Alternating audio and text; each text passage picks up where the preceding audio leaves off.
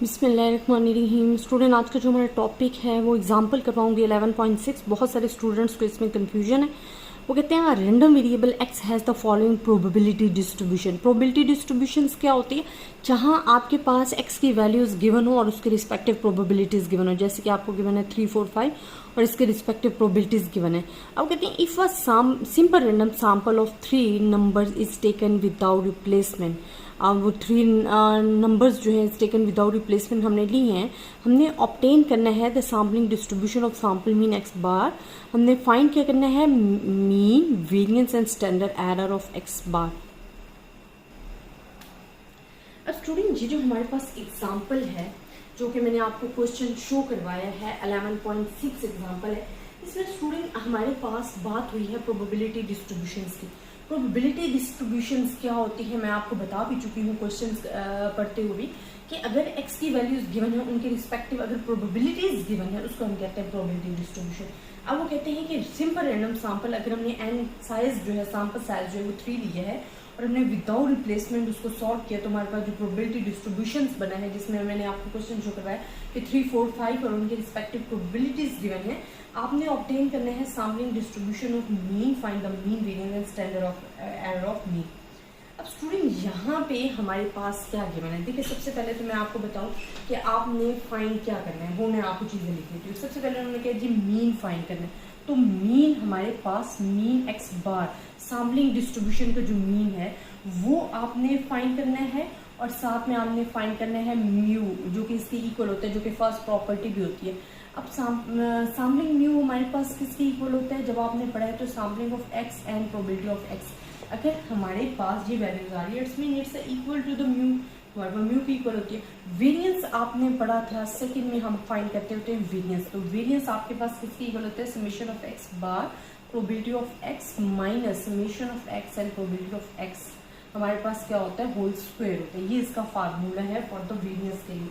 अब अगर हमने स्टैंडर्ड एरर फाइंड करना है ऑफ एक्स बार तो उसके लिए हमारे पास होता है X bar and sigma X bar divided by N आ जाता है। अब सिग्मा आपके पास गिवन है, एन भी आपको गिवन है, सैंपल साइज तो आपने फाइंड करना है। ये चीजें आपसे कहा गया है कि find the mean, variance and standard error of X bar. अब स्टूडेंट आपको एक्स की वैल्यूज गिवन थी। एक्स की वैल्यूज आपको क्या गिवन थी? 3, 4 एंड 5 गिवन थी। इसी तरह प्रोबेबिलिटी ऑफ एक्स गिवन होगी आपके पास क्या है? 0.2, 0.4 एंड 0.4। अब स्टूडेंट्स अक्सर कंफ्यूज हो जाते हैं कि हमने सैम्पल्स वैल्यूज क्यों नहीं बनाई हैं या हमने फुल एक्स बार क्यों नहीं। जब वो आपको कह रहे हैं कि आपको एक्स बार और प्रोबेबिलिटी ऑफ एक्स बार जो है जो आपको फाइंड गिवन दिया गया है विदाउट रिप्लेसमेंट उन्होंने उनको फाइंड करके दिया हुआ है, तो आपको जो हाफ वर्क आप स्टार्ट में करते हो वो ऑलरेडी आपको किया हुआ मिला है। तो आप सिंपल इसको सॉल्व करो। अब आपने क्या क्या फाइंड करना है? आपने ये फाइंड करना है और साथ में ये फाइंड करना है।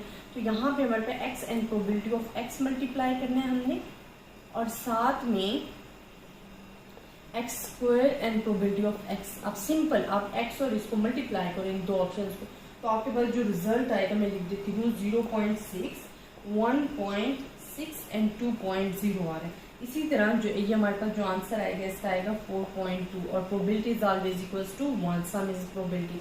देन हमारे पास क्या एक्स का स्क्वायर लेना है, ठीक है? तो स्क्वायर लोगे इसको मल्टीप्लाई करोगे तो आपके पास क्या वैल्यू आ जाएगी?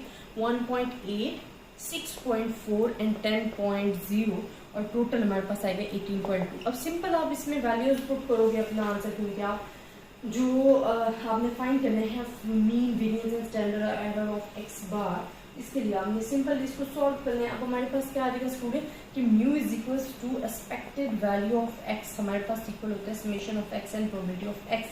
तो वो हमारे पास ऑलरेडी इस ऑप्शन में गिवन है तो आप इसका आंसर लिख दो 4.2। अब आपको पता है कि हमने कहा कि म्यू एक्स बार अगर हमारे पास 4.2 है तो इट्स मीन ये भी हमारे पास 4.2 होगा because it's a property of the sampling distribution. Then second में हमारे पास क्या आ जाता है? जब वेरिएंस की आप बात करते हो यहाँ पे आप पुट करो ये वैल्यू इसकी आ रही है हमारे पास क्या है 18.2 माइनस यहाँ 4.2 का स्क्वायर और जब आप इसका टोटल लोगे तो आपके पास 0.56 आ रहा है।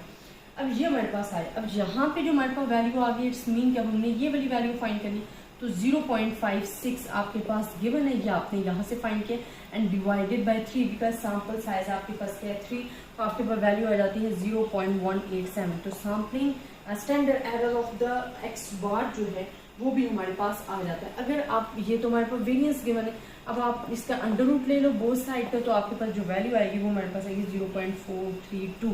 तो ये क्वेश्चन आपका इस लिहाज से सॉल्व हो जाएगा।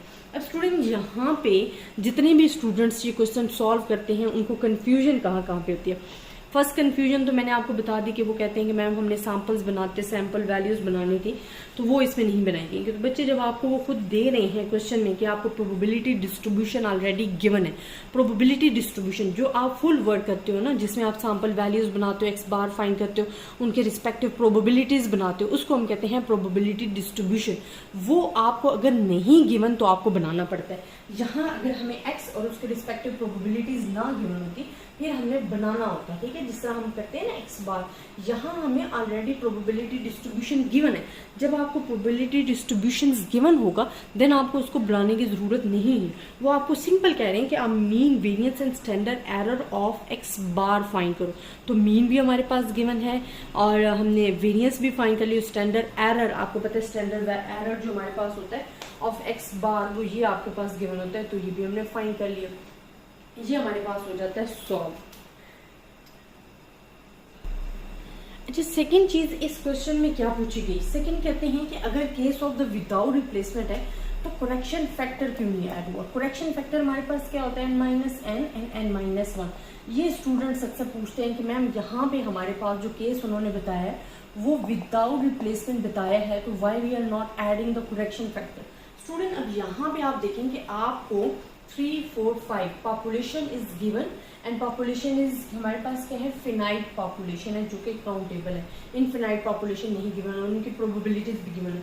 तो हम कहते हैं कि जो हमारे पास अगर we have taken an infinite population, the actual sampling distribution of X bar the sample mean of 3 numbers taken without replacement is impracticable because the population is infinite. अच्छा, हमारे पास जब हम कहते हैं ना करेक्शन फैक्टर लेना है, वहां पे हमारे पास पॉपुलेशन क्या होती है, इनफिनाइट नंबर होती है। अब यहाँ पे तो हमारे पास only we have the 3 numbers, तो ये प्रैक्टिकल है। तो इस वजह से हम यहाँ पे जो करेक्शन फैक्टर है वो नहीं लेते हैं, विदाउट रिप्लेसमेंट जो है वो नहीं ले रहे होते हैं, और इसे हम एक्चुअल वैल्यूज जो कि हम ले रहे होते हैं 3 नंबर्स के लिए, जो कि इम्पॉसिबल्स है कि उसके लिए हम डिस्ट्रीब्यूशंस बनाए एक्स बार मीन के लिए तो हम यहाँ पे जो है विद रिप्लेसमेंट का केस लेते हैं, ठीक है, क्योंकि हमारे पास वैल्यूज जो है बहुत थोड़ी हैं और ये इम्पॉसिबल है कि यहाँ हम विदाउट रिप्लेसमेंट का केस लगाएं। इस वजह से हम विद रिप्लेसमेंट जो है वो लगा देते हैं। तो आई होप स्टूडेंट आपको ये समझ में आ गया होगा। अच्छा, इसमें एक और चीज स्टूडेंट मैं आपको बताती हूँ कि हमने यहाँ पे क्यों अप्लाई नहीं किया। अब स्टूडेंट यहाँ पे आप देखो कि अगर हमारे पास जो टोटल जो मैं आपको रीजन बता रही हूँ कि हमने विद करेक्शन फैक्टर क्यों नहीं लगाया। अब यहाँ पे देखो हमारे पास कितनी पॉपुलेशन है, 1, 2, 3।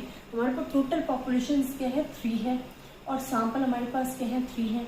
It's mean it's became 0 divided by, अगर आप करें 3 and 2 आ गया तो it's becomes infinite, and infinite number हमारे पास जो है पॉपुलेशन आ रही है। So we are skip the correction factor, हम इसमें करेक्शन फैक्टर स्किप कर देंगे बिकॉज पॉपुलेशन आपके पास लार्ज होनी चाहिए, इन्फिनाइट होनी चाहिए फॉर द विदाउट रिप्लेसमेंट के लिए, क्योंकि विदाउट रिप्लेसमेंट हम कहाँ पे लगा रहे होते हैं, जब आपके पास जो पॉपुलेशन है बहुत ज़्यादा लार्ज होती है और उसमें एरर आने के चांसेस होते हैं, तो हम करेक्शन फैक्टर लगा रहे होते हैं ताकि जो एरर आ रहा है उसको रिमूव किया जा सके। तो यहाँ पे ऑलरेडी आप देखेंगे अगर हम 3 पॉपुलेशन है, 3 सैंपल साइज है, और in the case of the without replacement है, तो ये तो हमारे पास वैसे ही स्किप हो जाता है करेक्शन फैक्टर।